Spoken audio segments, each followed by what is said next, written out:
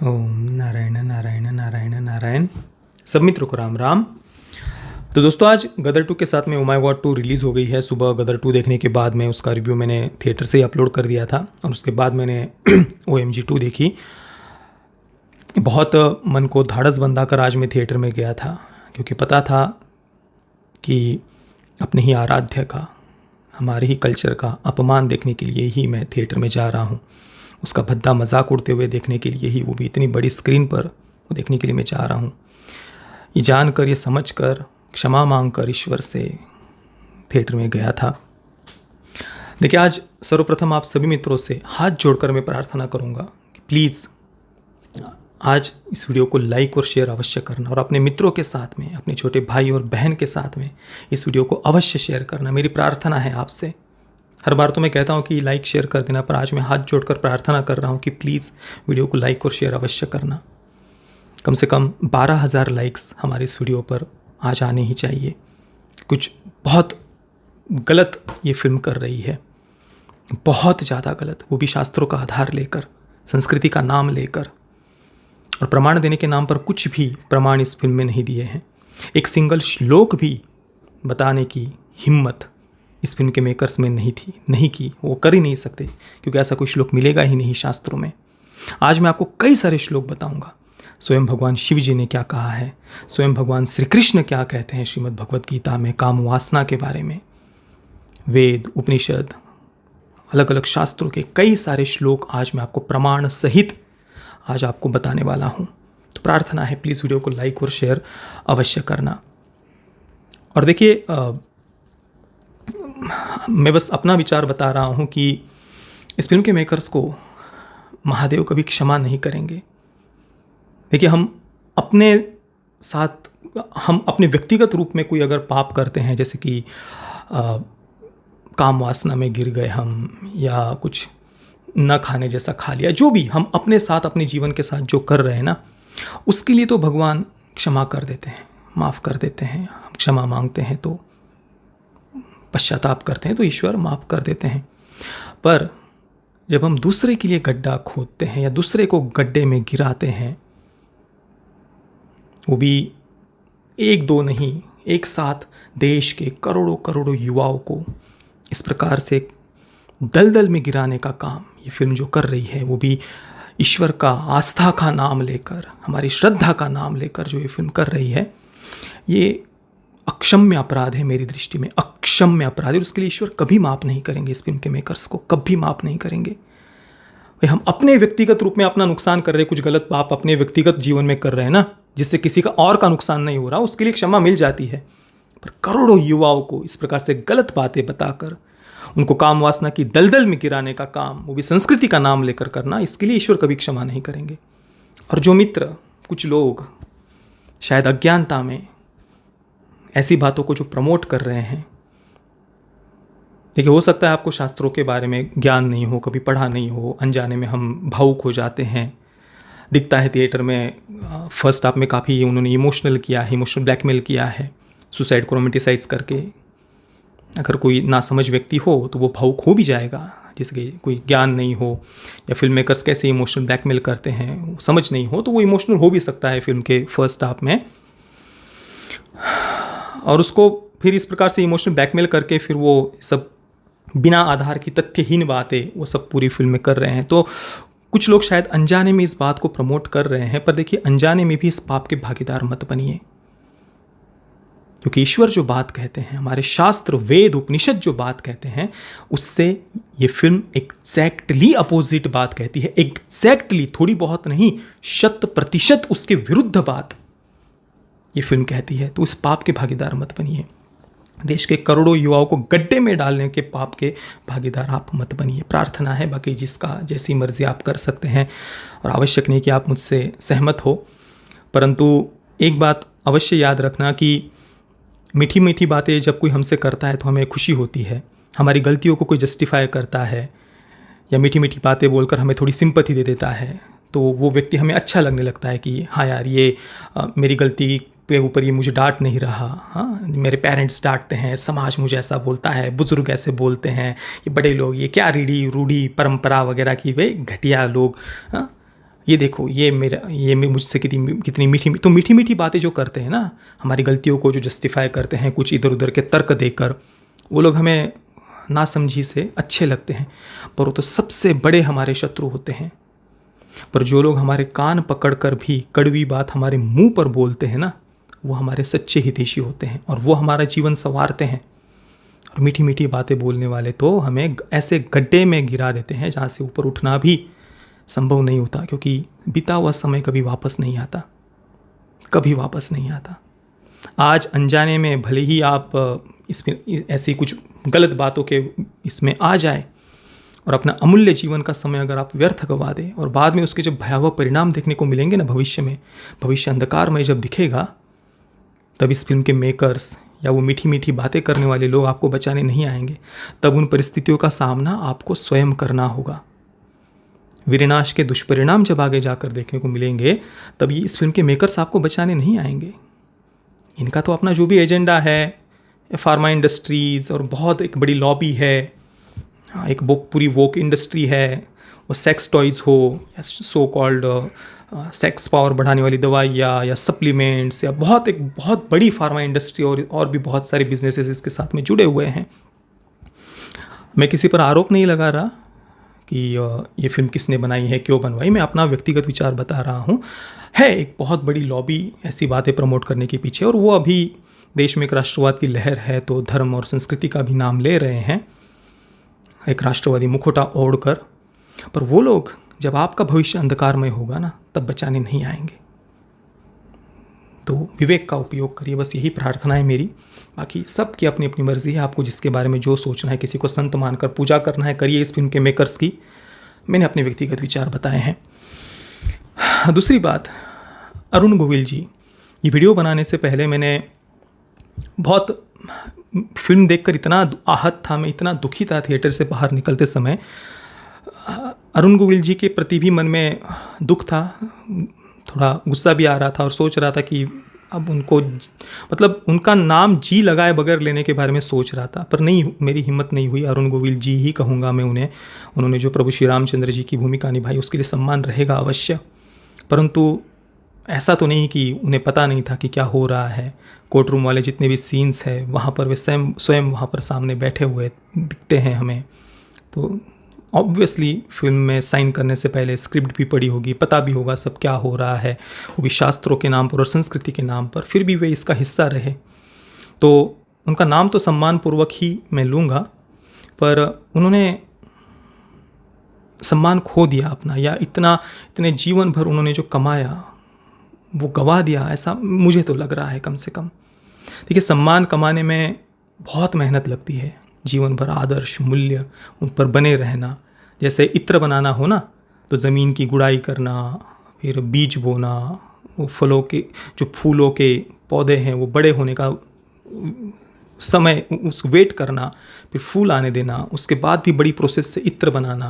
वो छोटी सी बॉटल होती है इत्र की, उसके पीछे सैकड़ों फूल होते हैं, महीनों की मेहनत होती है, वो सुगंध देता है इत्र, और उसको ढक्कन खोलकर नाली में बहाने में 1 सेकंड लगता है खाली।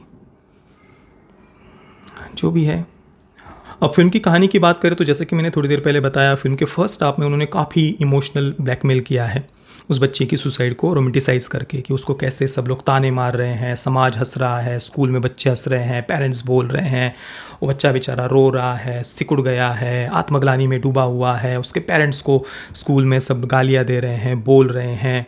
जितना भी वो दर्शकों को इमोशनल ब्लैकमेल कर सकते थे वो उन्होंने फर्स्ट हाफ में किया है।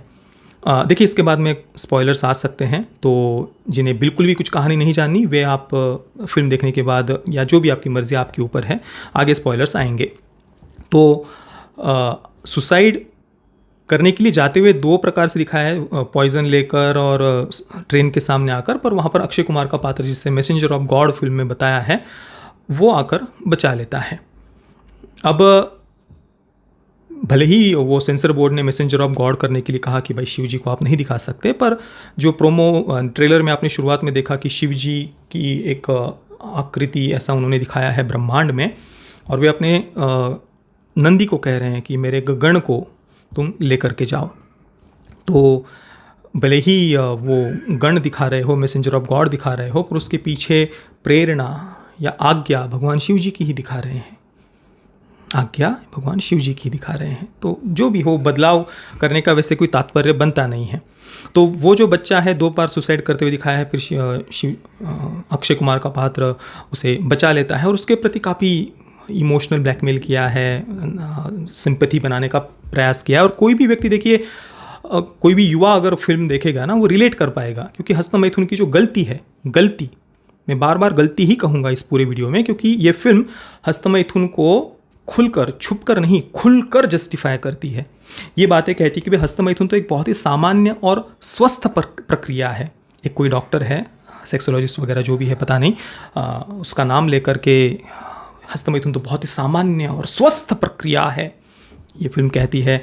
आगे एक और जगह कहती है हस्तमैथुन से बिल्कुल भी हानि नहीं होती। इस प्रकार से बार बार हस्तमैथुन को फिल्म में जस्टिफाई किया है। ना केवल जस्टिफाई किया है, उल्टा ग्लोरीफाई किया है, जैसे कि ये बहुत अच्छी बात हो, स्वस्थ प्रक्रिया है, स्वस्थ, अच्छी। हाँ, सोचिए आज वीरनाश से कितने सारे बच्चों के, लोगों के, स्वयं किसी का भी अनुभव है उससे होने वाले नुकसानों का। सलील जामदार ने असली मर्द नाम की एक सीरीज़ बनाई थी, उसका हमने रिव्यू भी किया था। बहुत बढ़िया से दिखाया था वीरनाश के दुष्परिणाम उसमें सलील जामदार ने। पर इस फिल्म के मेकर्स का उद्देश्य तो ऑब्वियसली सेक्स एजुकेशन को प्रमोट करना है, उसके लिए फिर बच्चे की सुसाइड को रोमेटिसाइज करना, हस्तमैथुन को सामने रखना। केवल यही नहीं, एक छोटी बच्ची के साथ हुए दुष्कर्म को आज तक इन्होंने उपयोग किया है सेक्स एजुकेशन को प्रमोट करने के लिए। सोचिए किस हद तक की मानसिक विकृति है ये बताना कि भाई गुड टच बैड टच सिखाया जाता है सेक्स एजुकेशन में। बताइए, सेक्स एजुकेशन को प्रमोट करने के लिए किस हद तक कोई गिर सकता है। एक छोटी बच्ची के साथ हुए दुष्कर्म का उपयोग कर रहे हो आप लोग, किस लिए? कि ऑडियंस को हम इमोशनल ब्लैकमेल कर ले, ताकि सेक्स एजुकेशन के प्रति उनकी एक सिंपैथी, एक स्वीकार्यता बन जाए। उसके लिए बच्ची के साथ हुए दुष्कर्म का उपयोग कर रहे हो, सुसाइड को रोमेटिसाइज कर रहे हो। और सोचिए जो युवा देखेंगे उन्हें तो लगेगा ना कि हाँ यार, ये तो बहुत प्यारी प्यारी बातें हैं। पर सेक्स एजुकेशन का मुख्य उद्देश्य, जिसमें सेक्सुअल लिबरेशन, अनेकों प्रकार के, 40 प्रकार के जो सेक्सुअल प्रेफरेंसेस इन्होंने खोज कर रखे हैं, 80 प्रकार के जेंडर्स, रेडिकल जेंडर आइडेंटिटी का एजेंडा। आज वेस्टर्न कंट्रीज़ में, हम वेस्टर्न कंट्रीज़ का भी बताऊंगा, उसको लेकर भी ये दे रहे कि वेस्टर्न कंट्रीज़ देखो सेक्स एजुकेशन सिखा कर आगे बताऊंगा, उस पर हम आएंगे। तो कुल मिलाकर सेक्स एजुकेशन के जो भयावह एजेंडाज हैं वो हमारे सामने हैं, पर उनको जस्टिफाई करने के लिए ये गुड टच बैड टच जैसी बातें सामने रखना, सुसाइड को रोमेटिसाइज करना, ताकि लोगों की स्वीकार्यता बन जाए। किस सत्य भाई, कम से कम खुलकर बोलो तो सही, हिम्मत रखो छाती ठोक कर कि हम जो बात प्रमोट कर रहे हैं उसका मुख्य उद्देश्य ये है। ये बाहर से ऐसे कुछ चेहरा और दिखाना, उसके पीछे के एजेंडाज क्या है वो कुछ और ही है। और आगे जाकर तो ये मास्टरबेशन को भाई स्वस्थ प्रक्रिया है, वो तो खुलकर कहती भी है। और कोई भी बच्चा, जैसे कि मैंने कहा, वो ये सब बातें शुरुआत में जब देखेगा ना तो वो रिलेट कर पाएगा, क्योंकि हस्तमैथुन की गलत आदत तो कभी ना कभी जीवन में सबको लगती ही है। उसके दुष्परिणाम भी हम अपने जीवन में देखते हैं। तो इस कारण से जब वो शुरुआत में देखेंगे कि यार सब लोग उस बच्चे को बोल रहे हैं, वो बच्चा पुलिस स्टेशन में उसके पिता उसको थप्पड़ मारते हैं तो एकदम रोने जैसा हो गया है, फिर सबको कहता है आपको मारना है आप भी मार लो, आपको मारना है आप भी मार लो। अब कोई थोड़ा ना समझ होगा, बुद्धि उतनी विकसित नहीं होगी किसी की, तो वो तो इमोशनल हो जाएगा। ये बातें देखकर फिल्म मेकर्स ने जो भी वो ब्रेन गेम जो भी उन्होंने खेला है यहाँ पर, जो एक उस कैरेक्टर का यूज़ करके जो ऑडियंस को उन्होंने इमोशनल ब्लैकमेल किया है, कोई नासमझ व्यक्ति होगा तो वो इमोशनल हो जाएगा उस सीन में, पर उसके पीछे के भयानक एजेंडाज क्या है। और ये सारा इमोशनल ब्लैकमेल करने के बाद में जब असली तथ्य दिखाने की जब बारी आती है ना, तब इनके पास में दिखाने के लिए कुछ भी नहीं है। जब तथ्य दिखाने की बारी आती है तब पूरी फिल्म में बस 2-3 बातें इधर उधर से घुमा घुमा कर बार बार ऐसी फिल्म सामने रखती है, क्योंकि उन्हें शास्त्रों में ऐसे कोई संदर्भ मिल ही नहीं सकते। जिन भयावह बातों को ये लोग प्रमोट कर रहे हैं उसके लिए शास्त्रों में कहीं पर कोई संदर्भ नहीं मिलेगा। इसी कारण से उन्हीं 2-3 बातों को बार बार इधर उधर से घुमा घुमा कर वो दिखा रहे थे। कौन सी 2-3 बातें? खजुराहो की मूर्तियां, कामसूत्र और पंचतंत्र की एक पहली कथा की एक 2-3 लाइन शुरुआत की उन्होंने पढ़कर बताई है। मतलब किस हद तक का मानसिक दिवालियापन है देखिए इनका। हमारे 4 वेद, 108 उपनिषद, 18 पुराण, 18 स्मृतियाँ, अनेकों अनेक दूसरे जो सैकड़ों सैकड़ों हजारों ग्रंथ हैं, सभी के सभी ब्रह्मचर्य की वीर रक्षा की महिमा से भरे हुए हैं। जगह जगह पर, सैकड़ों नहीं, सैकड़ों कहूंगा तो मुझे पाप लगेगा, हजारों जगहों पर आपको इसके संदर्भ मिलेंगे ब्रह्मचर्य की रक्षा के। महाभारत में, रामायण में अलग अलग जगह मिलेंगे।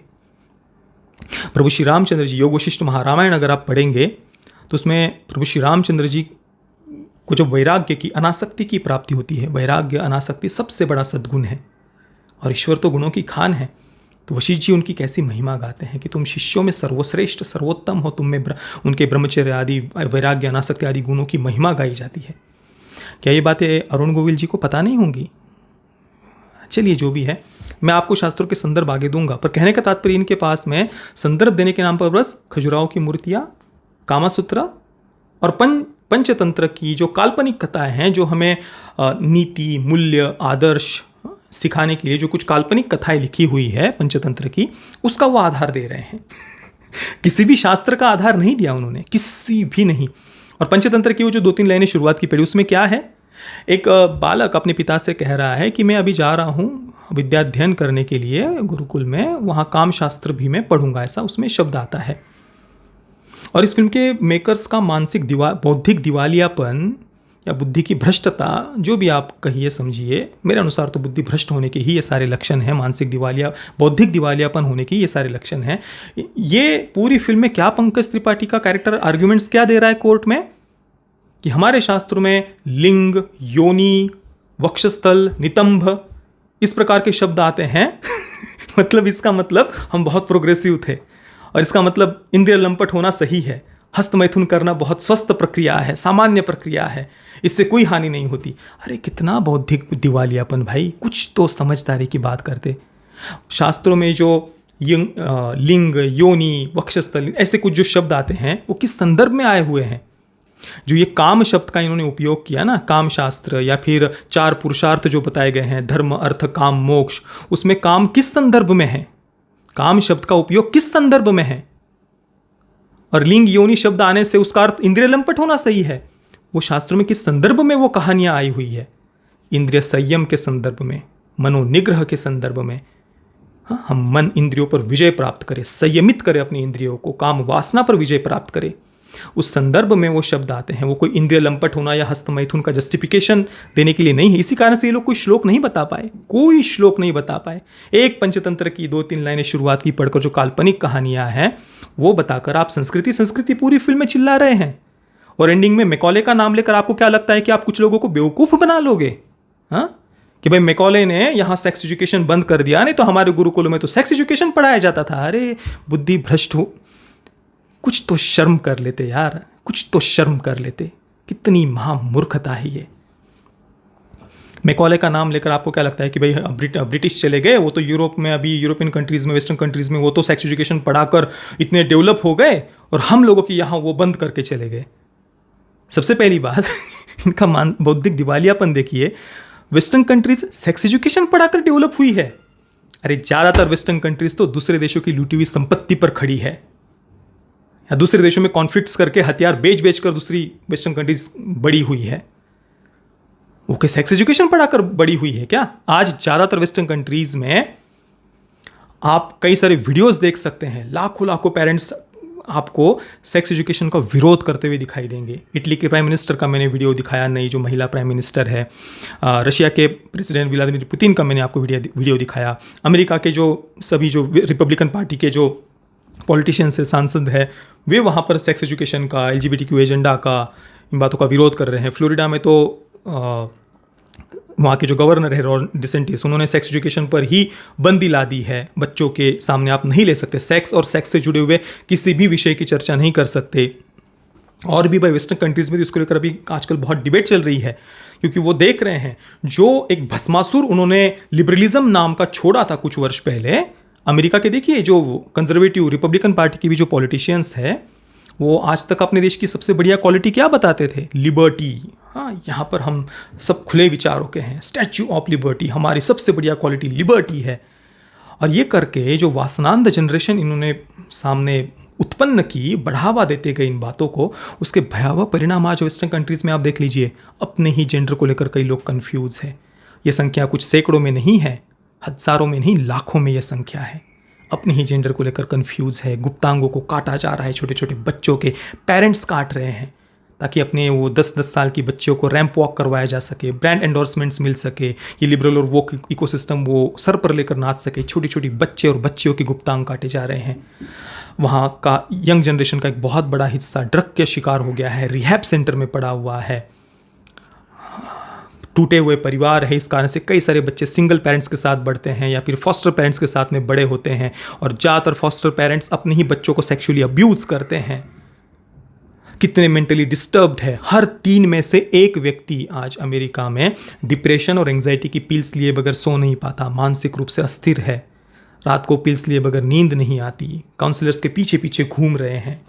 ये दिया है वेस्टर्न कंट्रीज़ को सेक्स एजुकेशन, और इस भोग वासना वाली वासनांध जीवन पद्धति ने ये दिया है वेस्टर्न कंट्रीज़ को। आज वेस्टर्न सोसाइटी कोलैप्स होते हुए हम अपनी आंखों के सामने देख, और ये महामूर्ख फिल्म मेकर्स कह रहे हैं कि वेस्टर्न कंट्रीज़ तो सेक्स एजुकेशन सिखाकर डेवलप हो गई।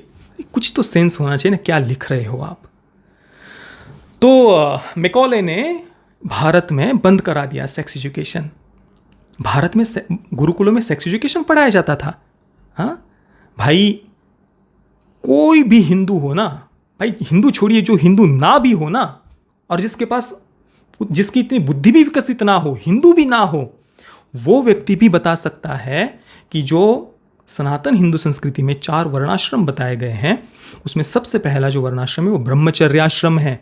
और उसमें 25 वर्षों तक, पिछले वीडियो में मैंने 21 वर्ष बताया था, पर 25 वर्ष आता है, 25 वर्षों तक ब्रह्मचर्य का पालन करने के लिए कहा जाता था। और विद्यार्थी जीवन का तो दूसरा नाम ही ब्रह्मचर्य कहा गया है। और इसी कारण से विद्यार्थी काल को गुरुकुल में जब विद्यार्थी पढ़ने जाते थे तो उसे ब्रह्मचर्याश्रम कहा जाता था। और जिस काम काम काम काम की ये लोग बात कर रहे हैं ना, वो कामनाओं को नियंत्रित करने की शिक्षा दी जाती थी, वीर्य रक्षा की शिक्षा दी जाती थी, वीर्य स्खलन करने की, वीर्य नाश करने की शिक्षा नहीं दी जाती थी। बड़े काम शास्त्र और काम काम काम का ढिंडोरा बजा रहे थे। भाई विद्यार्थियों को तो ब्रह्मचर्य, उसका सबसे बड़ा गुण और सबसे बड़ा पहला नियम और सबसे पहली शर्त विद्यार्थियों के लिए शास्त्रों में यह कही गई कि ब्रह्मचर्य का पालन करने वाला हो विद्यार्थी। ये सबसे पहला नियम है विद्यार्थी के लिए, जब वो गुरु आश्रम में हो तो ब्रह्मचर्य का पालन करने वाला हो। अब अलग अलग शास्त्रों के मैं आपको जरा उदाहरण, और इन्होंने 2-3 उदाहरण दिए। मैंने क्या क्या बताया, एक तो कामसूत्र ग्रंथ, दूसरा खजुराहो की मूर्तियां, उनके बारे में भी आगे मैं आपको बताऊंगा। पंचतंत्र जो काल्पनिक कहानी है, उसकी 2-3 शुरुआत की लाइन बताकर ये बताया कि गुरुकुलों में, भाई मैंने बताया ना, गुरुकुलों में तो भाई उसको ब्रह्मचर्याश्रम कहा जाता था, और वहाँ ब्रह्मचर्य पालन करना ही तो अनिवार्य होता था विद्यार्थियों के लिए। सबसे पहला और सबसे बड़ा नियम है ये। और एक और वो उदाहरण दिया उन्होंने चरक संहिता का, और उसमें कुछ एक श्लोक भी नहीं बताया चरक संहिता का। कहाँ से तुम हस्तमैथुन को जस्टिफाई कर रहे हो, कहाँ से तुम हस्तमैथुन का स्टिग्मा हटा रहे हो। मैं चरक संहिता के श्लोक बताऊंगा आज। और दूसरे आयुर्वेदिक जो आयुर्वेदाचार्य है, सुश्रुत आदि, वाग्भट, उनके भी अष्टांग हृदय आदि के, पतंजलि योग के मैं आपको बताऊंगा कुछ श्लोक, उन्होंने कितनी ब्रह्मचर्य की महिमा गाई है। अरे शर्म कर लेते, तुम चरक संहिता ये सब दिखा रहे हो, कुछ एक श्लोक तो पढ़कर बता देते, कहाँ और कैसे तुम जस्टिफाई कर रहे हो। चरक संहिता का मैं आपको बताता हूं। देखिए, वैसे तो जितने भी आरोग्य शास्त्र के हमारे आचार्य हैं, उन्होंने उत्तम स्वास्थ्य के लिए 4 मूल बातें बताई है। आहार, योग्य आहार, श्रम करना, शारीरिक श्रम होता रहे, योग्य आहार हो, संयमित आहार हो, दूसरा श्रम हम करते रहे, तीसरा विश्राम, सही निद्रा हो, और चौथा ब्रह्मचर्य। ये 4 उत्तम स्वास्थ्य के 4 पिलर्स हैं। इनके बगैर तो उत्तम स्वास्थ्य हो ही नहीं सकता। ये सभी आयुर्वेदाचार्यों में, सभी, चाहे आप चरक संहिता ले लीजिए, पतंजलि योग ले लीजिए, या वाग्भट जी के जो शास्त्र वो अष्टांग हृदय आदि वो ले लीजिए, सब जगह पर आपको ये पढ़ने को मिलेगा। हाँ, आयुर्वेद के आचार्य वाग्भट तो कहते हैं, इस संसार में जितना सुख है वह आयु के अधीन है। हाँ, आप जीवित रहेंगे तभी तो सुख उपभोग करेंगे ना। और आयु किसके अधीन है? ब्रह्मचर्य के अधीन है। ब्रह्मचर्य आप जितना बढ़िया रखेंगे उतना आपकी आयु अधिक होगी। चरक संहिता के बारे में इन्होंने दिखाया ना, चलिए चरक संहिता का मैं बताता हूँ। चरक संहिता में श्लोक आता है, सत्तामुपासनम सम्यगसताम परिवर्जनम ब्रह्मचर्योपवासश्च नियमाश्च पृथग्विधो। सज्जनों की सेवा, दुर्जनों का त्याग, ब्रह्मचर्य, उपवास, धर्मशास्त्र के नियमों का ज्ञान और अभ्यास आत्मकल्याण का मार्ग है। ये चरक ऋषि कहते हैं, चरक संहिता में ब्रह्मचर्य की महिमा गाते हैं और कहते हैं कि मैं ब्रह्मचर्य को सांसारिक सुख का साधन ही नहीं तो मोक्ष का दाता भी उन्होंने बताया है। और जो वैदिकीय शास्त्र सीखने के लिए जो गुरुकुल में छात्र आते थे, उनके लिए जो शपथ होती थी, जो वैद्य बनना चाहते हैं ना, उनके लिए जो शपथ होती थी, जो प्रतिज्ञा होती थी, जो नियमों का उनको पालन करना होता था, उसके बारे में चरक ऋषि क्या कहते हैं, देखिए चरक संहिता में, मैं जीवन भर ब्रह्मचारी रहूंगा ऋषियों की और इसमें देखिए अब कुछ लोग है ना ज़्यादा ही अति होशियार हो जाते हैं। अब उनको तत्वज्ञान वगैरह सूझने लगता है और कहते हैं कि भाई ब्रह्मचर्य का अर्थ तो ब्रह्म में विचरण करना है। यहाँ पर उनको तत्वज्ञान सूझने लग जाता है। बाकी जगहों पर सभी शास्त्र, वेद, उपनिषद, श्रीमद् भगवद गीता, सब जगह पर जो अद्वैत वेदांत की, तत्वज्ञान की, तत्वदर्शन की, वेदांत दर्शन की जो महिमा गाई गई है, मन की वृत्तियों के दृष्टा बनना, अपने उस चैतन्य स्वरूप दृष्टा रूप में स्थित होना,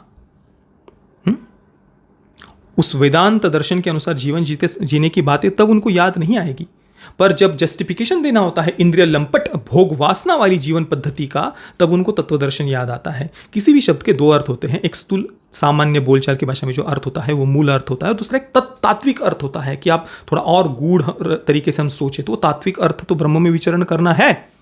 परंतु ब्रह्मचर्य का अर्थ याज्ञवल्क्य संहिता में क्या दिया गया आप देखिए, और सब बाकी जगह पर भी ब्रह्मचर्य का अर्थ वीर रक्षा ही मुख्यतः उस प्रकार से ही शब्द का उपयोग किया जाता है। ब्रह्म में विचरण करना और तात्विक अर्थ है।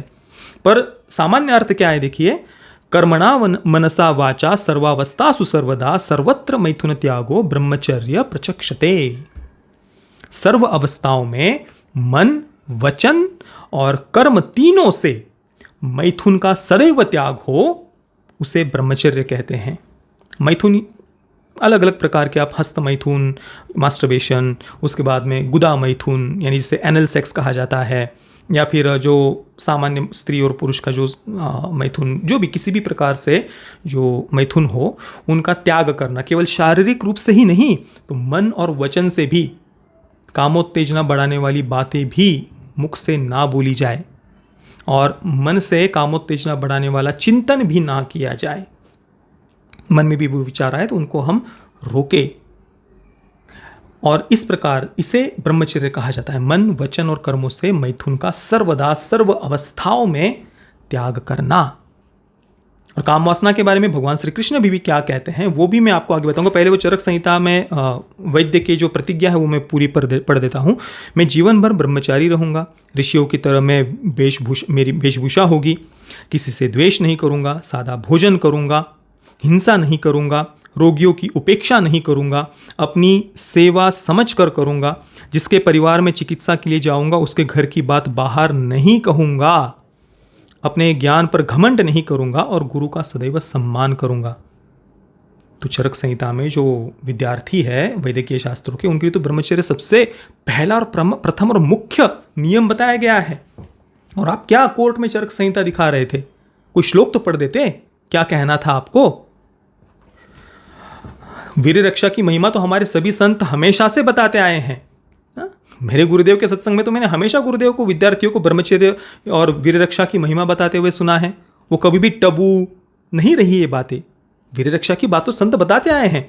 आपका उद्देश्य वीर रक्षा बच्चों को सिखाना, संयम सिखाना, इंद्रिय निग्रह सिखाना, मनोनिग्रह सिखाना, ये आपका उद्देश्य नहीं है। आपका उद्देश्य उन्हें लंपट बनाना है। हस्त मैथुन तो सामान्य और स्वस्थ प्रक्रिया है, ये आपका उद्देश्य था। और उसकी आड़ में सेक्स एजुकेशन को प्रमोट करना आपका उद्देश्य है फिल्म में, बराबर ना? एक और चरक संहिता की अब दिखाई थी तो एक और श्लोक सुन लीजिए। त्रयः उपास्तंबाः आहारः स्वप्नो ब्रह्मचर्यम च सति। आहार, निद्रा, ब्रह्मचर्य ये शरीर के 3 उपस्तंभ है, अर्थात इनके आधार पर शरीर स्थित है। आहार, निद्रा और ब्रह्मचर्य। पहले मैंने कुछ वैदिक शास्त्रों में 4 स्तंभ आते हैं। पहले मैंने आपको बताया था योग्य आहार विहार, श्रम, विश्राम और ब्रह्मचर्य। अब चरक संहिता में 3 मुख्य स्तंभ बताए उन्होंने, आहार, निद्रा और ब्रह्मचर्य। तो भाई ब्रह्मचर्य की तो महिमा चरक संहिता में बार बार गाई गई है।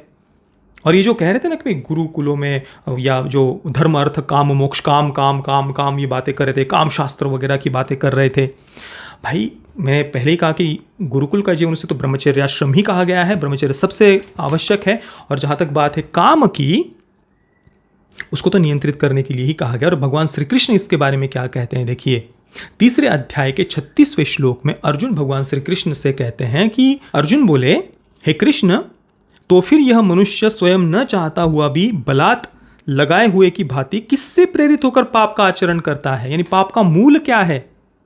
पाप करने के लिए प्रेरणा मनुष्य को कौन देता है? तो भगवान क्या कहते हैं, देखिए 37वां श्लोक, श्री भगवान उवाच, काम एष क्रोध एष रजोगुण समुद्भवः महाशनो महापापमा विद्धेन मीह वैरिणम। श्री भगवान बोले, यह काम ही सबका शत्रु है और यही काम क्रोध में परिवर्तित होता है। रजोगुण से उत्पन्न हुए ये जो काम और क्रोध है, काम ही क्रोध है, यह बहुत खाने वाला है। जो काम क्रोध में परिवर्तित होता है, ये काम बहुत खाने वाला है। बहुत खाने वाला मतलब क्या? काम कोई शरीर तो है नहीं, जो मनुष्य तो है नहीं वो खाएगा। काम बहुत खाने वाला मतलब वासनाओं, काम वासना का कभी पेट नहीं भरता। जितना आप करते जाओगे उतनी वासना भड़कते जाएगी। जैसे आप अग्नि में घी डालो तो अग्नि और प्रज्वलित होती है, उस प्रकार से आप जितना वासना में, काम वासना में गिरते जाओगे और वो आपको गिराती जाएगी।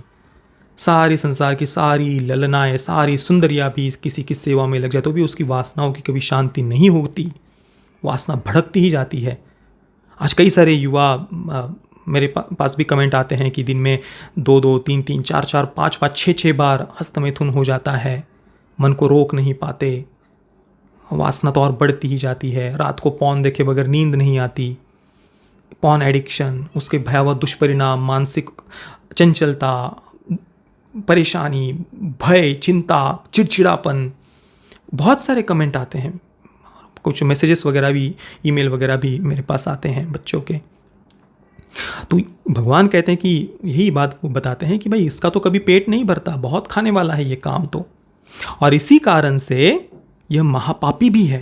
यह काम महापापी भी है क्योंकि इसका कभी पेट नहीं भरता। और इसीलिए इस पूरे संसार में काम को तू वैरी जान, काम को तू वैरी मतलब शत्रु, काम को तू पूरे संसार में अपना शत्रु जान। और फिर इसी 3 अध्याय के अंत आखिरी श्लोक में भगवान कहते हैं, एवं बुद्धे परम बुद्ध्वा संस्तभ्यात्मानमात्मना जहि शत्रुम महाबाहो काम रूपम दुरासदम। भगवान कहते हैं इस प्रकार बुद्धि से पर अर्थात सूक्ष्म, बलवान और अत्यंत श्रेष्ठ आत्मा को जानकर, बुद्धि से जो परे है, वो जो हमारा आत्मस्वरूप है, उसे बुद्धि से परे क्यों कहा भगवान ने आत्मा को? क्योंकि बुद्धि की पकड़ में तो वो चैतन्य आत्मा आएगी नहीं। क्योंकि बुद्धि से हम कितना भी सोच ले, मैं शरीर नहीं हूँ, मैं आत्मा हूँ, या जो भी आप विचार कर रहे हैं, मैं आस्तिक हूँ, मैं नास्तिक हूँ, मैं फलाना हूँ, मैं ढिमका हूँ, मेरी कुछ समय पहले ऐसी मनोवृत्ति थी, कुछ समय पहले मैं ऐसा सोचता था, अब मैं ऐसा हो गया हूँ, पहले मैं नास्तिक था अभी मैं आस्तिक हो गया हूँ, या पहले मैं आस्तिक था अब नास्तिक हो गया हूँ, पहले मैं ऐसा था, मेरे विचार ऐसे थे, अब मेरे विचार ऐसे हो गए हैं। मतलब आप विचार तो है नहीं, आप विचारों को देख रहे हैं। और आप ये भी सोचिए कि भाई मैं शरीर नहीं हूँ, मैं आत्मा हूँ, तो वो भी तो विचार है, और कुछ समय बाद विचार बदल भी सकता है। तो विचार तो परिवर्तित होते रहते हैं। इस कारण से वो आत्मा बुद्धि की पकड़ में नहीं आती। वो तो जो उन विचारों का भी जो दृष्टा है, वो चैतन्य स्वरूप आत्मा हम है। इस प्रकार से जानकर, उस चैतन्य तत्व में स्थित होकर, जिसे ये तत्व ज्ञान है, वेदांत दर्शन यही है। तो भगवान कहते हैं कि उस आत्म तत्व में जो बुद्धि से परे है, उसमें स्थित होकर, उसे उस श्रेष्ठ आत्मा को जानकर और बुद्धि के द्वारा मन को वश में करके, हे महाबाहो, तू इस काम रूप दुर्जय शत्रु को मार डाल। काम को मार डालने के लिए कहा है, मन को वश में करके, मन पर नियंत्रण प्राप्त करना, मन पर विजय प्राप्त करना, और वो करके काम रूपी शत्रु को मार डाल। क्योंकि सभी पापों का मूल यही है, इसी से सारे पापों का उद्गम होता है। काम से ही क्रोध उत्पन्न होता है और फिर अन्य पाप कई सारे होते जाते हैं। और इसको दुर्जय कहा है भगवान ने काम को। दुर्जय यानी जिसको जीतना बहुत कठिन हो। षड्विकार शास्त्रों में बताए गए हैं। भगवान श्री कृष्ण भी षड्विकारों से ऊपर उठने के लिए कहते हैं। षड्विकार कौन से हैं? काम, क्रोध, लोभ, मोह, मद और मत्सर, बराबर। और इन सब में से 6 में से जो काम है सबसे जीतना उसे कठिन है। इसी कारण से भगवान भी उसे दुर्जय कहते हैं। पर अपने आत्म तत्व में स्थित होकर फिर बुद्धि के द्वारा मन को वश में करके, मन को नियंत्रित करके काम रूपी शत्रु को मार। तो ये बड़ा काम काम काम काम कर रहे थे ना। 4 स्तंभ है, धर्म, अर्थ, काम, मोक्ष। भाई उसका अर्थ क्या है?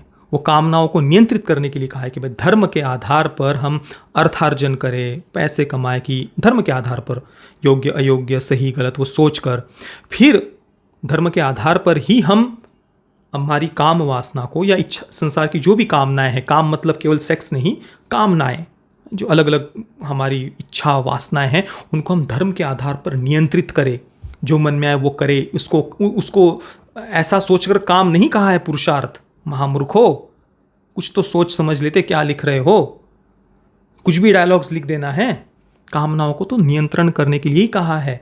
जो गृहस्थी है उन्हें भी संयमित जीवन जीने के लिए धर्म, अर्थ, काम, मोक्ष, धर्म के आधार पर कामनाओं को नियंत्रित करके फिर मोक्ष के मार्ग पर हम आगे बढ़े और संसार को आगे बढ़ाने के लिए अपना एक कर्तव्य समझकर संतान को जन्म दे। ऐसा नहीं कि भोग वासना में डूबे रहे। हस्तमैथुन तो बहुत स्वस्थ प्रक्रिया है, ये कहते हैं हमारे शास्त्र। कुछ तो शर्म कर लेते यार, शास्त्रों का नाम क्यों लिया? आपको जो प्रमोट करना है करो यार। OTT पर तो सारा कंटेंट भरा पड़ा है ना, आए दिन होता ही रहता है कुछ ना कुछ ऐसा रिलीज। और इससे पहले तो कितना सारा, चाहे LGBTQ एजेंडा को प्रमोट करने वाला हो, रेडिकल जेंडर आइडेंटिटी का एजेंडा प्रमोट करने वाला आयुष्मान खुराना का, राजकुमार राव का, माधुरी दीक्षित का, अभी विद्या बालन की भी फिल्म में एक ऐसा ही सब प्लॉट था, या विजय सेतुपति, कितने बड़े बड़े एक्टर्स को लेकर प्रमोट कर ही रहे हैं ना ये सब कुछ एजेंडा। अपने नाम पर करते हैं, अपनी कहा ईश्वर को बीच में लाकर आप संस्कृति का आधार देकर देश की युवा पीढ़ी को आप बर्बादी के रास्ते धकेल रहे हो, दलदल में धकेल रहे हो। अरे कितना बड़ा पाप लगेगा। ये काम वासना के पीछे आप इसको जो जस्टिफिकेशन दे रहे हो, जहां से बच्चों को आज बचाना चाहिए, आज एक क्लिक पर पॉर्न साइट्स खुल जाती है। हाँ, नेट लगभग फ्री हो गया है। कितने बच्चे पॉर्न एडिक्शन में अपना जीवन का अमूल्य समय, अपने जीवन का बेस बर्बाद कर रहे हैं। उनको उससे बचाना छोड़कर आप उसका जस्टिफिकेशन दे रहे हो कि ये बहुत स्वस्थ और सामान्य प्रक्रिया है, इससे कोई हानि नहीं होती। अपने नाम पर करते, कम से कम ईश्वर और संस्कृति का नाम लेकर आपने ये जो किया है ये महापाप है, अक्षम्य अपराध है। आदि पुरुष के मेकर्स ने तो केवल टेक्निकली खराब फिल्म बनाई थी, कुछ फुहड़ता भरे डायलॉग्स डाले थे, कोई मेहनत नहीं की थी। पर इस फिल्म के मेकर्स ने तो महा अपराध किया है, अक्षम्य से भी अक्षम्य अपराध किया है। बिना कोई शास्त्रों के संदर्भ दिए कुछ भी अपने मन का जो कुछ वमन था, उल्टी थी, वो उल्टी इन्होंने कर दी है। और दुख की बात यह है कि उस उल्टी को कुछ चाट भी रहे हैं और उसको बहुत बढ़िया कह रहे हैं कि बहुत बढ़िया है ये वमन। भाई अपने पर्सनल जीवन में आपको जो करना है करो, दूसरों को ये बातें सही बताकर उनको गड्ढे में मत गिराओ, मत करो, ये गलत है। चलिए आगे और कुछ श्लोक मैं आपको बताता हूँ। इन्होंने संस्कृति और बड़ा उसका ही आधार लिया है ना, तो सब बहुत सारे श्लोक है, बहुत, उनकी तो कोई सीमा ही नहीं है। मैं बहुत निकाल कर रखा हूँ, मैं आपको पढ़ के बताऊँगा आज सब। तो भगवान शिव जी ने ही स्वयं क्या कहा है वो मैं आपको पहले पढ़कर बताता हूँ। शिव संहिता में श्लोक आता है, भगवान शिव जी माता पार्वती से कहते हैं, सिद्ध बिंदु महादेवी किम न सिद्ध्यंति भूतले यस्य प्रसादान महिमा ममाप्यतादृशो भवेत। भगवान शिव जी ये माता पार्वती से कह रहे हैं कि हे पार्वती, बिंदु अर्थात वीर रक्षण सिद्ध होने के बाद ऐसी कौन सी सिद्धि है जो साधक को प्राप्त नहीं हो सकती। इतनी वीर रक्षण की महिमा भगवान बता रहे हैं। और आगे भगवान कहते हैं कि यस्य प्रसादान महिमा, मतलब इसी ब्रह्मचर्य के वीर रक्षण के प्रताप से ही मेरी ऐसी महिमा हुई है। इतनी महिमा भगवान शिव जी स्वयं बता रहे हैं। और भगवान शिव जी क्या कहते हैं देखिए, न तपस्तप इत्याहुर ब्रह्मचर्यम तपोत्तमम ऊर्ध्वरेता भवेद्यस्तु सदेवो न तु मानुषः। ब्रह्मचर्य ही उत्कृष्ट तप है, इससे बढ़कर तपश्चर्या तीनों लोकों में दूसरी नहीं हो सकती। ऊर्ध्वरेता पुरुष इस लोक में मनुष्य रूप में प्रत्यक्ष देवता ही है। ऊर्ध्वरेता यानी जिसने वीर्य को ऊर्ध्वगामी करके ओज में उसका रूपांतरण किया है। पतंजलि योग में इसका पूरी विधि है कि वीर्य को हम ऊर्ध्वगामी कैसे करें, उसका ओज में रूपांतर कैसे हो, बुद्धि को सूक्ष्म कैसे किया जाए। तो इसका पूरा वर्णन आता है। तो इसको उत्कृष्ट तप कहा गया है। जैन शास्त्रों में भी इसकी बहुत महिमाएं हैं। जैन सूत्र कृतांग में आता है तवे सुवा उत्तमम ब्रह्मचर्यम, ब्रह्मचर्य सब तपों में उत्तम तप है। एक और जैन धर्म ग्रंथ दशवैकालिक सूत्र में आता है अब्रह्मचर्यम घोरम पमायम दुर्हिट्यम, ब्रह्मचर्य घोर प्रमाद रूप पाप है। इसके अलावा अथर्व वेद में आता है ब्रह्मचर्येण तपसा देवा मृत्युम पाघ्नत इंद्रोह ब्रह्मचर्येण देवेभ्यः सुराभृत, ब्रह्मचर्य रूपी तप से देवों ने मृत्यु को जीत लिया है। देवराज इंद्र ने भी ब्रह्मचर्य के प्रताप से ही देवताओं से अधिक सुख व उच्च पद को प्राप्त किया है। भगवान वेदव्यास जी कहते हैं ब्रह्मचर्यम गुप्तेन्द्रियस्योपस्थस्य संयमः, विषय इंद्रियों के द्वारा प्राप्त होने वाले सुख का संयम पूर्वक त्याग करना ब्रह्मचर्य है। इसके अलावा छांदोग्य उपनिषद में आता है तद्य एवैतम ब्रह्मलोकम ब्रह्मचर्येण विन्दन्ति तेषामैवेश ब्रह्मलोकः, जो ब्रह्मचर्य का पालन करते हैं केवल वे ही ब्रह्म परमात्मा को प्राप्त कर सकते हैं। जो इंद्रिय संयम, मन वचन कर्म से मैथुन का त्याग, या भगवान वेदव्यास जी जो ब्रह्मचर्य का अर्थ बताते हैं कि विषय इंद्रियों द्वारा प्राप्त होने वाले सुख का संयम पूर्वक त्याग करने से ब्रह्मचर्य का जो पालन करते हैं वे ही ब्रह्म परमात्मा को, उसके ज्ञान को प्राप्त कर सकते हैं।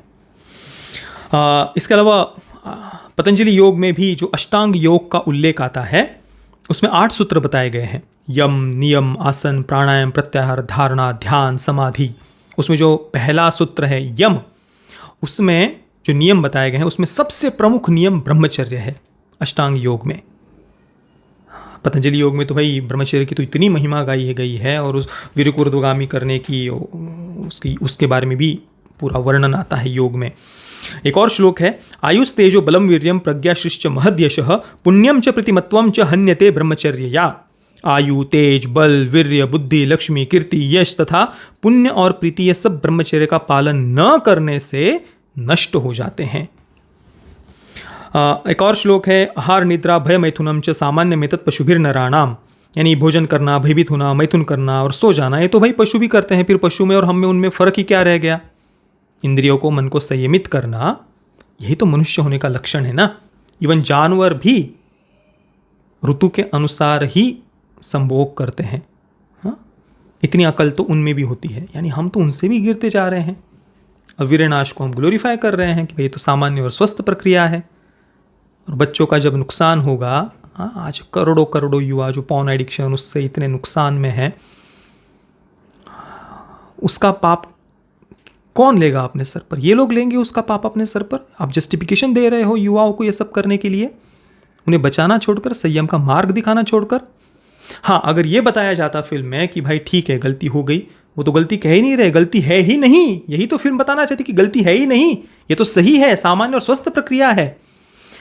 उल्टा ये बताना चाहिए कि भाई ठीक है, इससे पहले जो हो गया सो हो गया, बीत गई सो बीत गई, बीती का शिकवा कौन करे, जो तीर कमान से निकल गई उस तीर का पीछा कौन करे। मेरे गुरुदेव हमेशा सत्संग में कहते थे, और ये ब्रह्मचर्य की महिमा मेरे गुरुदेव के सत्संग से मैं आपको बता रहा हूँ। तो जो बीत गई सो बीत गई, जो हो गया सो हो गया, आगे हमें अपने आप को बचाने का, ऊपर उठने का हम प्रयास करते रहे, गिर गए तो फिर से उठे, ये बता दे तो भाई वो तो बुद्धिमानी का लक्षण होता। पर इनको तो उसको गलती बताना ही नहीं कि भाई ये तो सही बात है, हम करते हैं, हम तो करेंगे, तो सही है। वाह, ये इनका जस्टिफिकेशन है।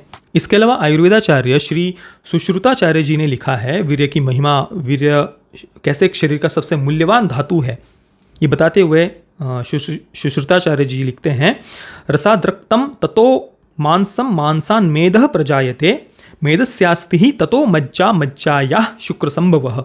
जो भोजन पचता है उससे पहले रस बनता है, 5 दिन तक उसका पाचन होकर रक्त बनता है, 5 दिन बाद रक्त से मांस, उसमें से 5-5 दिन के अंतर से मेद, मेद से हड्डी, हड्डी से मज्जा और मज्जा से अंत में वीर्य बनता है। स्त्री में जो यह धातु बनती है उसे रज कहते हैं। इस प्रकार वीर्य बनने में करीब 30 दिन व 4 घंटे लग जाते हैं।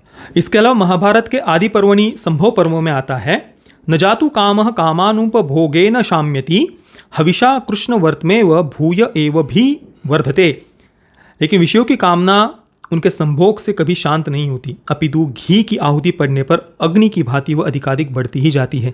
इस पृथ्वी पर जितने भी धान, जौ, स्वर्ण, पशु और स्त्रियां हैं, वे सब एक मनुष्य के लिए भी पर्याप्त नहीं है।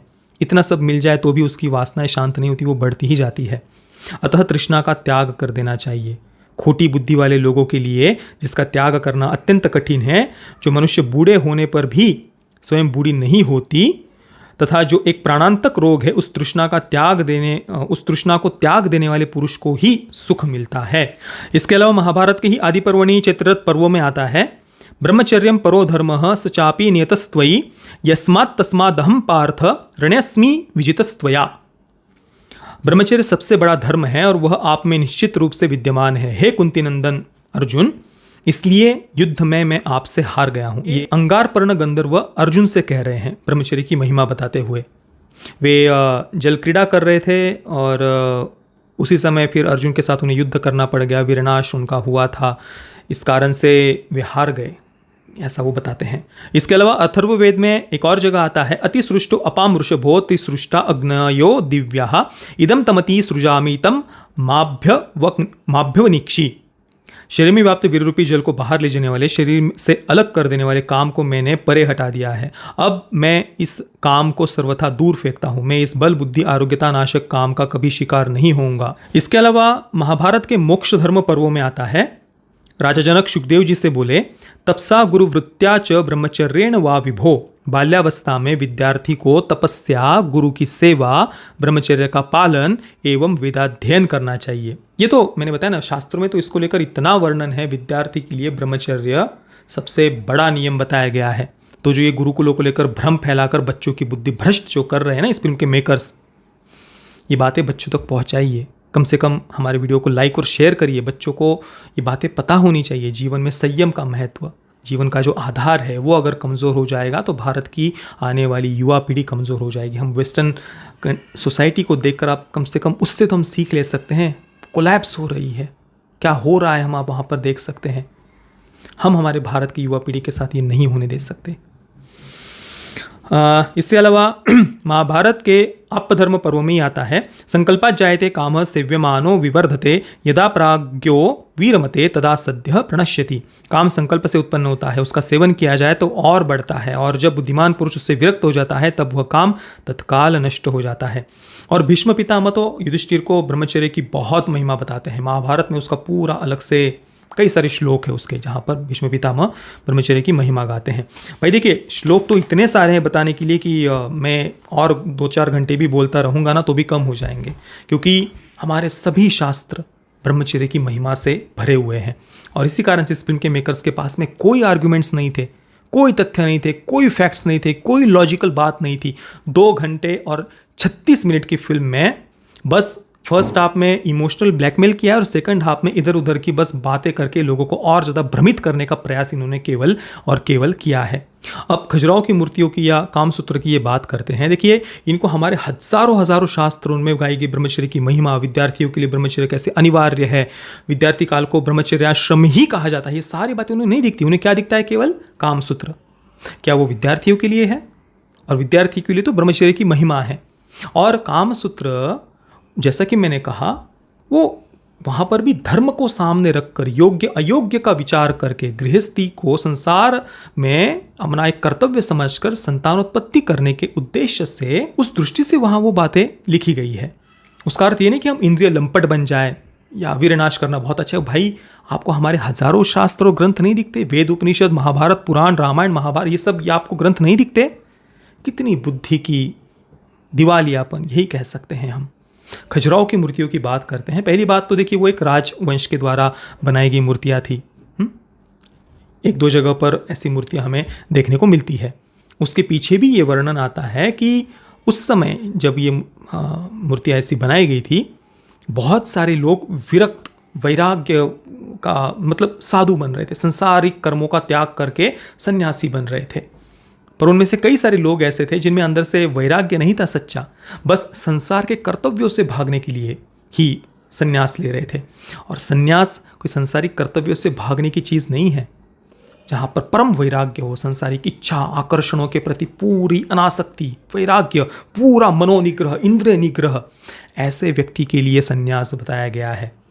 संसार के कर्तव्यों से भागने वाले आलसी और लंपट के लिए सन्यास नहीं है। तो इसी कारण से वो मूर्तियाँ बनाई गई थी, क्योंकि तीर्थाटन तो करते ही थे सन्यासी।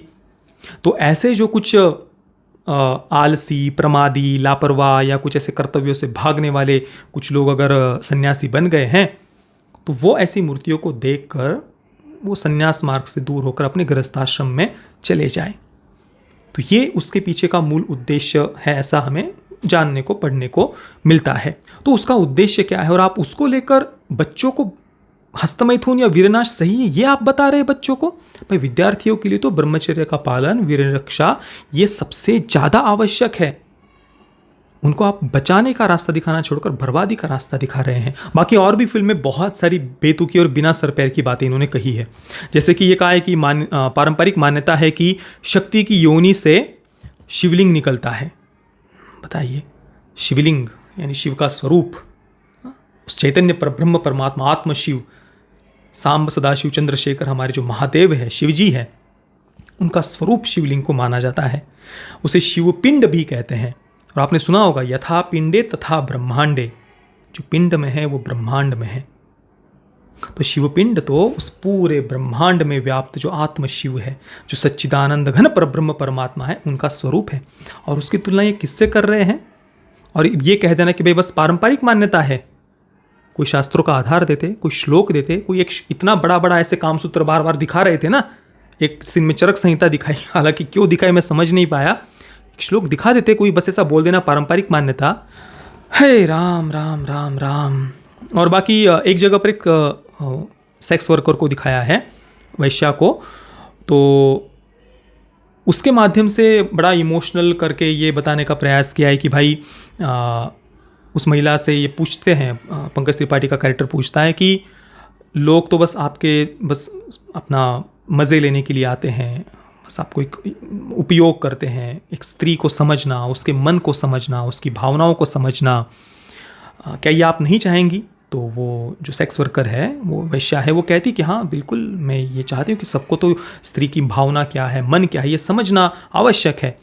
तो उसके माध्यम से, उस वैश्या के पात्र के माध्यम से ये फिल्म ये बताने का प्रयास करती है कि भाई औरत के शरीर का सम्मान, महिला के शरीर का सम्मान, फिल्म में शायद औरत शब्द उन्होंने उपयोग किया है, एक स्त्री के शरीर का सम्मान करने के लिए काम शास्त्र, सेक्स एजुकेशन की आवश्यकता है।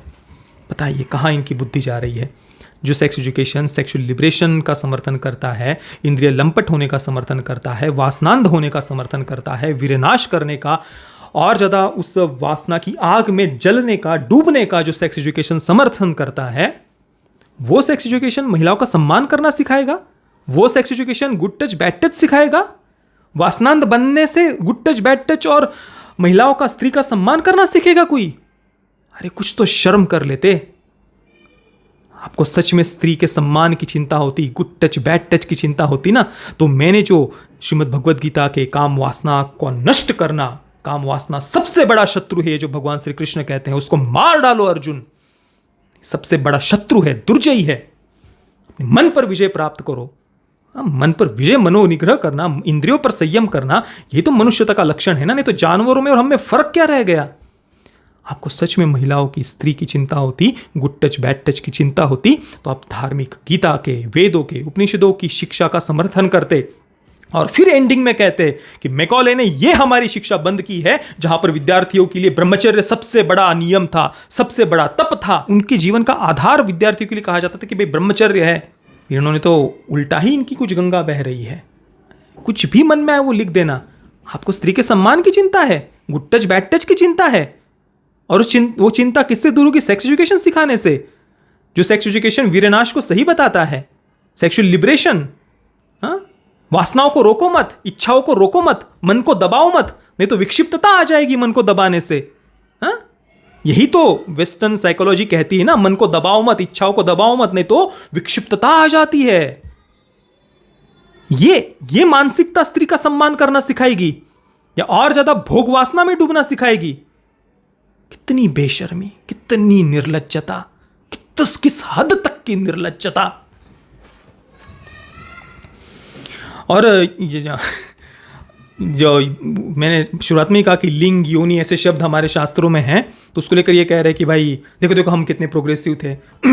मैंने वो त्रिबंध का उल्लेख शायद शुरुआत में किया ना वीडियो में। शास्त्रों में तो गुदाद्वार का संकोचन करना, उसको मूलबंध कहा जाता है, पतंजलि योग में उसका उल्लेख आता है। तो वहाँ पर ये कहा है कि भाई मूलबंध में श्वास बाहर छोड़कर हमारे गुदाद्वार को, शौच करने के स्थान को, उसका संकोचन किया जाता है, उसे मूलबंध कहा जाता है। और त्रिबंध में मूलबंध, उड्यान बंध, जालंधर बंध, 3 बंध आते हैं। पतंजलि योग में इसका पूरा वर्णन है, वीर रक्षा करने के लिए बहुत ज़्यादा उसके अच्छा कहा गया है। मेरे गुरुदेव सत्संग में सिखाते थे। तो ये जो मूल बंध है उसमें गुदाद्वार का संकोचन करना, अभी गुदाद्वार वहां पर शब्द आ गया तो इसके मेकर्स तो भाई ऐसे नाचने लग जाएंगे, देखो देखो गुदाद्वार शब्द है हमारे शास्त्रों में, देखो देखो, हाँ तो चलो सेक्स एजुकेशन शुरू कर दो, गुदाद्वार शब्द है हमारे। भाई वो किस संदर्भ में कहा है गुदाद्वार शब्द? लिंग योनि ये शब्द शास्त्र में होने से क्या उसका अर्थ ये होगा कि इंद्रिय लंपट बनना सही है, विनाश करना सही है? कितना मानसिक दिवालियापन भाई, कितना। और एक और आर्ग्यूमेंट ये देते हैं सेक्स एजुकेशन को जस्टिफाई करने के लिए कि भाई लिंग योनि ये अवयव शरीर के दिखाने से क्या प्रॉब्लम है? हाँ, ये तो दिखाना चाहिए, इसके बारे में खुलकर बोलना चाहिए। और कहते हैं कि भाई योनि का लिंग से समागम नवीन जीवन को जन्म देता है, ये बातें खुलकर बोली जानी चाहिए। तो भाई बायोलॉजी में ये सारी बातें बच्चों को ऑलरेडी पढ़ाई जा रही है। तुम्हारा जो मुख्य एजेंडा है ना वो खुलकर बोलो, ये ऐसे बेतुके इधर उधर के आर्गुमेंट्स मत दो। शरीर के अवयव, लिंग, योनि दिखाना, गुदाद्वार, नितंब, वक्षस्थल, ये शब्द बोलना किसी ने मना नहीं किया है।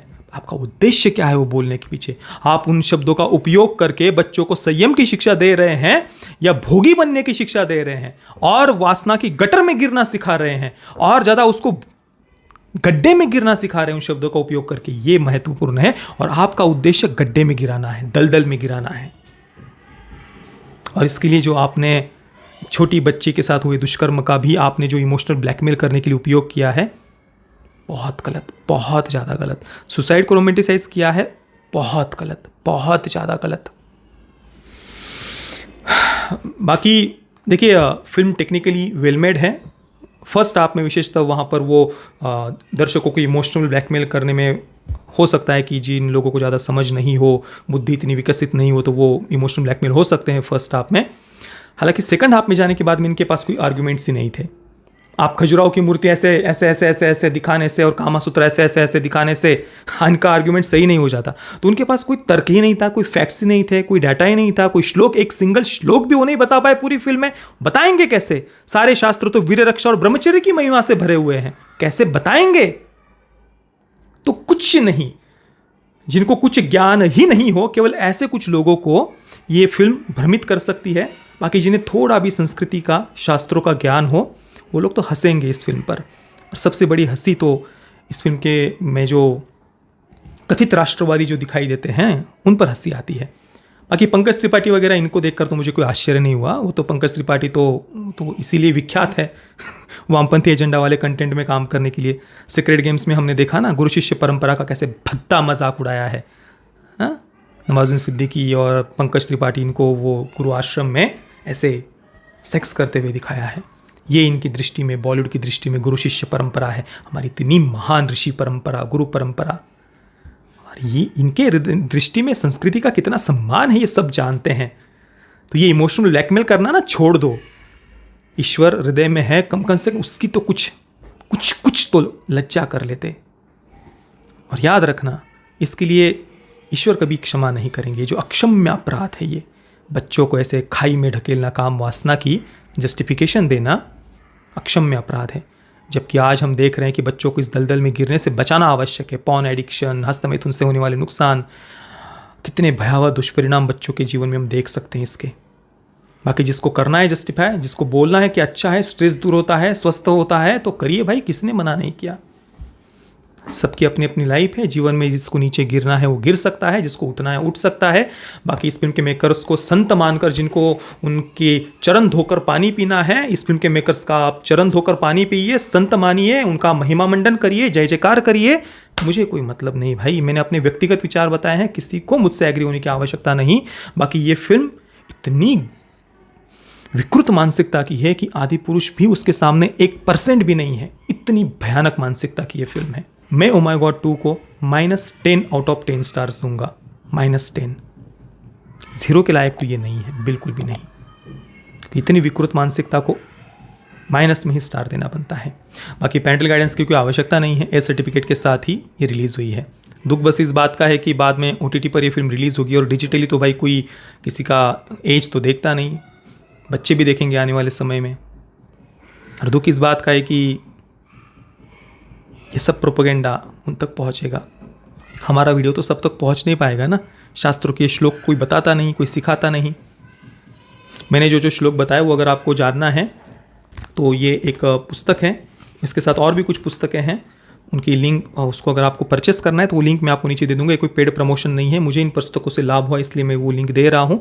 आपको लेना है तो लीजिए, नहीं तो मत लीजिए। पर ऐसी मेरी इच्छा है कि आप ये सब पुस्तक पढ़ें। अब ये अकेली पुस्तक तो मात्र कुछ 6 रुपये की पुस्तक है मात्र ये, तो इसको आप मंगवाएंगे तो आपको कुरियर में ही ज़्यादा खर्चा हो जाएगा। तो एक पूरा सेट है, ऐसी 30 पुस्तकों का अलग अलग विद्यार्थियों से जुड़ी हुई पुस्तकें हैं, और वो 30 पुस्तकें मात्र 200 रुपये की है सेट। वो उसकी लिंक मैं नीचे दे दूँगा। मेरी इच्छा है कि आप पढ़ें, बाकी आपके ऊपर है। जय श्री राम, वंदे मातरम।